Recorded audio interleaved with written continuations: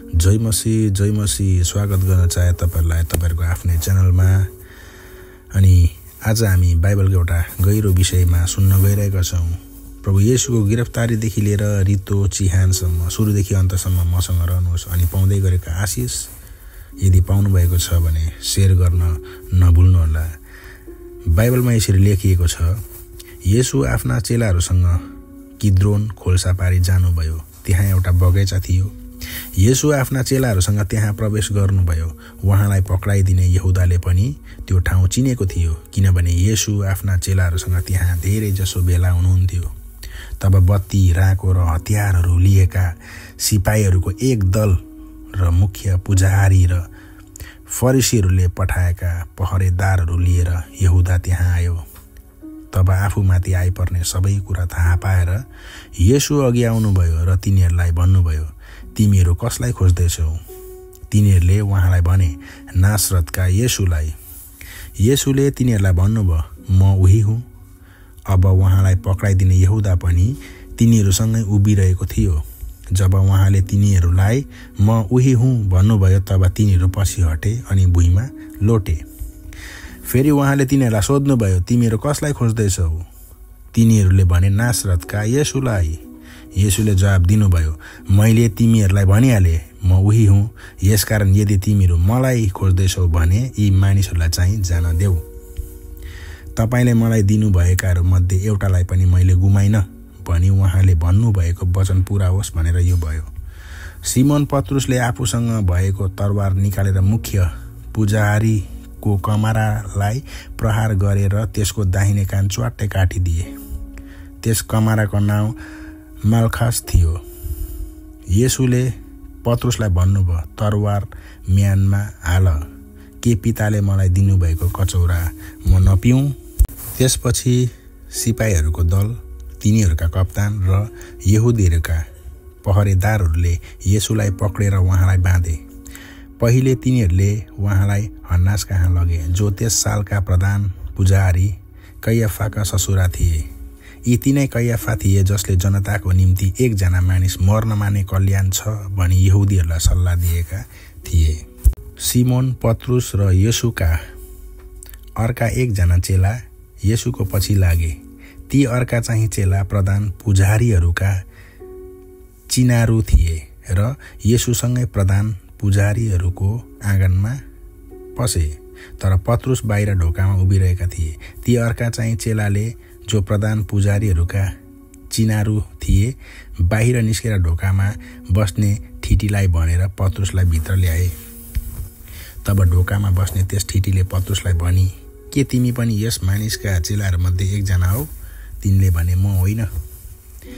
त्यहाँ कमारा र पहरेदारहरू आगोको भुङ्ग्रो ताप्दै उभिरहेका थिए, किनभने जाडो थियो। अनि पत्रुस पनि तिनीहरूसँग उभिएर आगो ताप्न लागे। अब प्रधान पुजारीहरूले येशूलाई उहाँका चेलाहरू र उहाँका शिक्षाका विषयमा सोधे। येशूले तिनलाई जवाब दिनुभयो, मैले संसारलाई खुल्लमखुल्ला भनेको छु। मैले सधैँ सभाघरमा र मन्दिरमा शिक्षा दिएको छु, जहाँ सबै यहुदीहरू भेला हुन्छन्। मैले गुप्तमा केही भनेको छैन।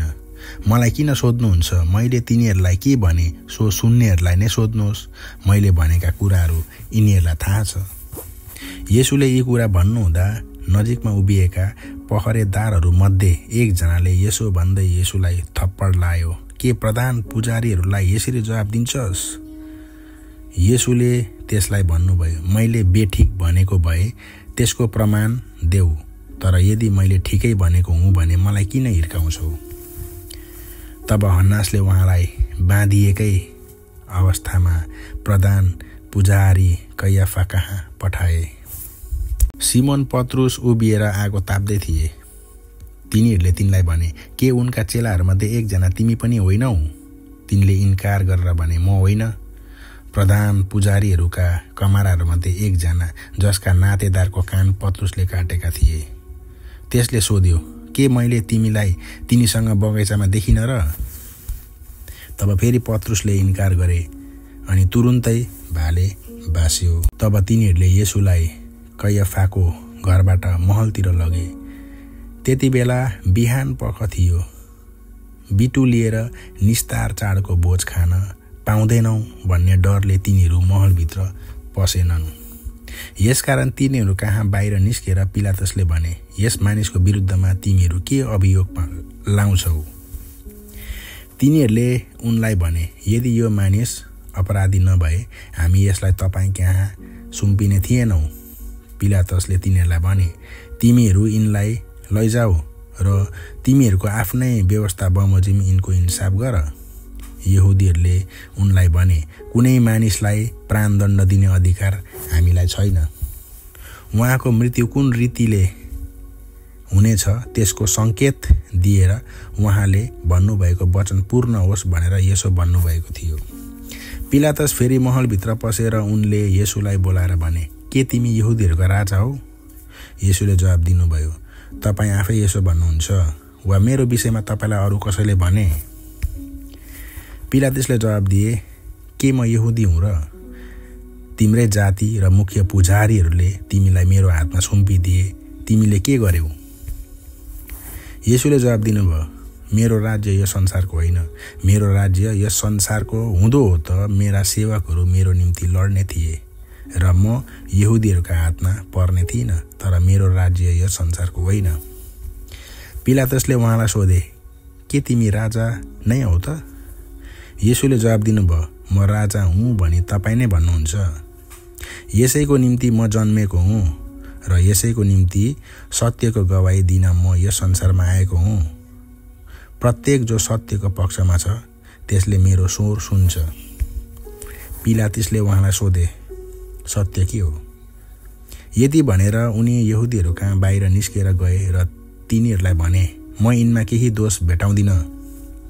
निस्तार चाडमा एकजनालाई मैले तिमीहरूका निम्ति छोडिदिने तिमीहरूको प्रथा छ। त के तिमीहरू चाहन्छौ कि यहुदीहरूका राजालाई छोडिदिउँ? तर तिनीहरू फेरि यसो भन्दै कराए, यसलाई होइन, तर बारब्बालाई। बारब्बा चाहिँ डाकु थियो। तब पिलातसले येशूलाई लगेर कोर्रा लाउन लाए अनि सिपाहीहरूले काँडाको मुकुट गाँथेर उहाँको शिरमा लगाइदिएर उहाँलाई बैजनी रङको वस्त्र पहिराइदिए र उहाँको नजिक आएर भने, प्रणाम यहुदीहरूका राजा। अनि तिनीहरूले उहाँलाई थप्पड लाए। फेरि बाहिर निस्केर पिलातसले तिनीहरूलाई भने, हेर म यिनलाई तिमीहरू कहाँ बाहिर ल्याइरहेछु र तिमीहरूलाई जनाउन चाहन्छु म यिनमा केही दोष पाउँदिन। तब काँडाको मुकुट र बैजनी रङको वस्त्र पहिरेका येशू बाहिर आउनुभयो र पिलातसले तिनीहरूलाई भने, हेर यो मानिस। जब मुख्य पुजारीहरू र पहरेदारहरूले उहाँलाई देखे, तिनीहरू यसो भन्दै चिच्याउन लागे, त्यसलाई क्रुसमा टाङ्नुहोस्, त्यसलाई क्रुसमा टाङ्नुहोस्। पिलातसले तिनीहरूलाई भने, तिमीहरूले नै यिनलाई लगेर क्रुसमा टाँग, किनभने म यिनमा केही दोष पाउँदिन। यहुदीहरूले उनलाई जवाब दिए, हाम्रो एउटा व्यवस्था छ र त्यस व्यवस्था अनुसार यो मर्नै पर्छ, किनकि यसले आफैलाई परमेश्वरको पुत्र तुल्याएको छ।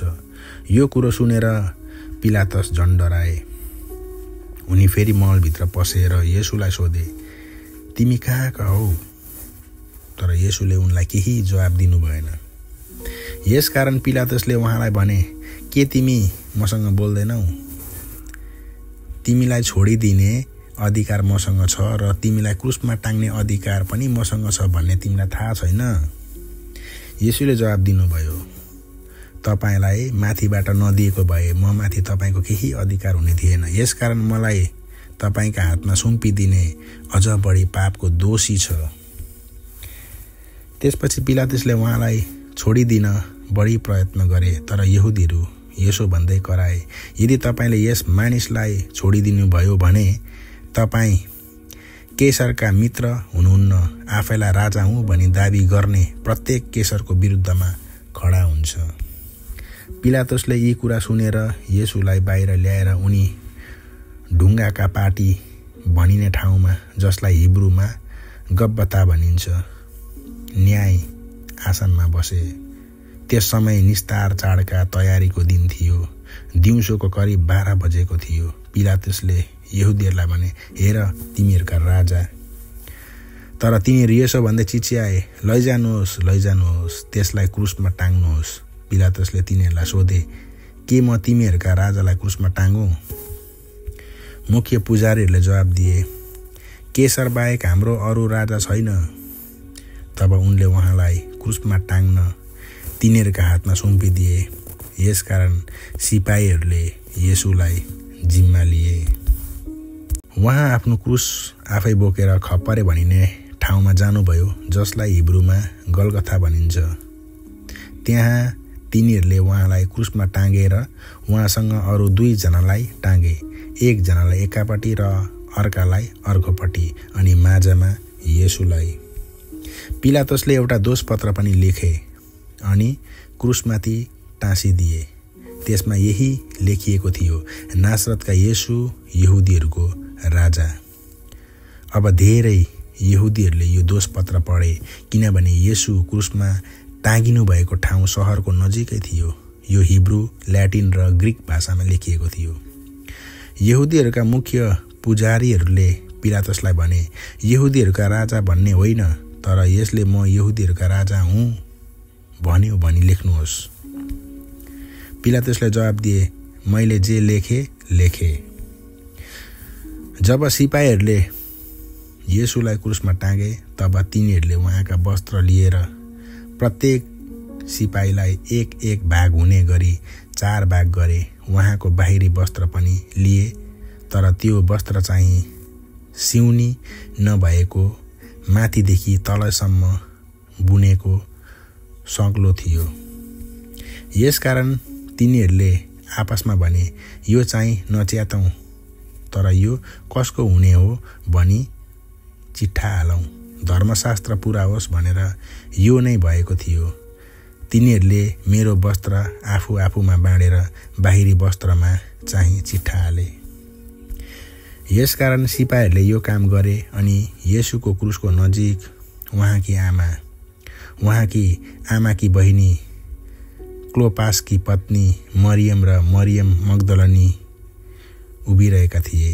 जब येशूले आफ्नी आमालाई र उहाँले माया गर्नुहुने चेला नजिकमा उभिरहेका देख्नुभयो, तब उहाँले आफ्नी आमालाई भन्नुभयो, नारी, हेर्नुहोस् तपाईको छोरो। तब त्यस चेलालाई पनि उहाँले भन्नुभयो, हेर तिम्री आमा। त्यस बेलादेखि त्यस चेलाले उनलाई आफ्नै घरमा लगे। यसपछि येशूले सबै कुरा अब सिद्धिए भनी जानेर धर्मशास्त्र पुरा होस् भनी भन्नुभयो, मलाई तिर्खा लाग्यो। त्यहाँ सिरकाले भरिएको एउटा भाँडो राखिएको थियो। यसकारण सिरकाले भरिएको स्पन्ज एउटा हिसपको हाँगामा राखेर तिनीहरूले उहाँको मुखमा पुर्याइदिए। जब येशूले सिरका लिनुभयो, तब उहाँले भन्नुभयो, अब सिद्धियो, र उहाँले शिर निहुराएर आफ्नो आत्मा त्यागिदिनुभयो। त्यो दिन तयारीको दिन थियो। यसकारण यहुदीहरूले सब्बातमा, विशेष गरी यस सब्बातमा जुन चाहिँ महत्त्वपूर्ण थियो, मृत शरीरहरू क्रुसमा नरहनु भनी पिलातसलाई बिन्ती गरे र तिनीहरूका खुट्टा भाँचेर तिनीहरूका शरीर लगिउन् भनी माग गरे। तब सिपाहीहरू आएर उहाँसँग क्रुसमा टाँगिएकाहरूका खुट्टा भाँचे, पहिले एकजनाको, त्यसपछि अर्कोको। जब तिनीहरू येशू कहाँ आए, तिनीहरूले देखे कि उहाँको मृत्यु अघि नै भइसकेको रहेछ र उहाँका खुट्टा भाँचेनन्। तर सिपाहीहरूमध्ये एकजनाले उहाँको कोखामा भालाले घुच्यो र तुरुन्तै रगत र पानी निस्कियो। तिमीहरू पनि विश्वास गर्न सक भनी यो देख्नेले गवाई दिएको हो र उसको गवाई साँचो छ र साँचो बोल्दछु भनी ऊ जान्दछ। उहाँको कुनै पनि हड्डी भाँचिने छैन भन्ने धर्मशास्त्रको वचन पुरा होस् भनेर यी कुरा हुन आए। अनि फेरि अर्को ठाउँमा धर्मशास्त्र भन्छ, जसलाई तिनीहरूले घोचेका छन् तिनीहरूले उहाँलाई हेर्नेछन्। त्यसपछि अरिमाथियाको योसेफ, जो यहुदीहरूको डरले गर्दा गुप्तमा मात्र येशूका चेला थिए, तिनले पिलातसलाई येशूको मृत शरीर लैजान पाऊँ भनी बिन्ती गरे। पिलातसले अनुमति दिए। तब तिनले आएर उहाँको मृत शरीर लगे। अनि अघि उहाँ कहाँ राति आउने निकोदेमस पनि प्राय 33 किलो मुर्र र एल्वा मिश्रित द्रव्य लिएर त्यहाँ आए। यसरी तिनीहरूले येशूको शरीर यहुदीहरूको दफन कार्यको रीतिअनुसार सुगन्धित द्रव्यसँग सुती कपडामा बाँधे। उहाँ क्रुसमा टाँगुनु भएको ठाउँमा एउटा बगैँचा थियो। त्यस बगैँचामा कहिले कोही नराखिएको एउटा नयाँ चिहान थियो, किनकि यहुदीहरूका तयारीको दिन थियो अनि त्यो चिहान पनि नजिकै थियो र तिनीहरूले येशूलाई त्यही चिहानमा राखे। हप्ताको पहिलो दिन बिहान अँध्यारो छँदै मरियम मग्दलिनी चिहानमा आइन् र तिनले ढुङ्गा चिहानबाट हटाएको देखिन्। तिनी सिमोन पत्रुस र येशूले माया गर्नुहुने अर्को चेला कहाँ दगुरेर गइन् र तिनीहरूलाई भनिन्, तिनीहरूले प्रभुलाई चिहानबाट बाहिर लगेछन् र उहाँलाई कहाँ राखेका छन् सो हामी जान्दैनौँ। तब पत्रुस र अर्को चेला बाहिर निस्केर चिहानतिर गए। ती दुवै सँगसँगै दगुरे र अर्को चेला पत्रुसलाई उछिनेर चिहानमा अगाडि आइपुग्यो। चिहानभित्र निहुरेर हेर्दा तिनले अघि बेरेका सुती कपडाहरू मात्र पडिरहेका देखे, तर तिनी भित्र पसेनन्। सिमोन पत्रुस त्यसको पछि पछि आएर चिहानभित्र पसे अनि तिनले पनि मलमलका बेर्ने कपडाहरू मात्र त्यसै पडिरहेका देखे। उहाँको शिरमा बाँधिएको रुमाल चाहिँ मलमलका कपडाहरूसँग थिएन, तर अलग्गै एक ठाउँमा पट्याएर राखेको थियो। तब चिहानमा पहिले आइपुग्ने अर्को चेला पनि भित्र पसे र त्यो देखेर तिनले विश्वास गरे, किनभने तिनीहरूले उहाँ मृतकबाट जीवित भई उठ्नुपर्छ भन्ने धर्मशास्त्रको वचन अहिलेसम्म बुझेका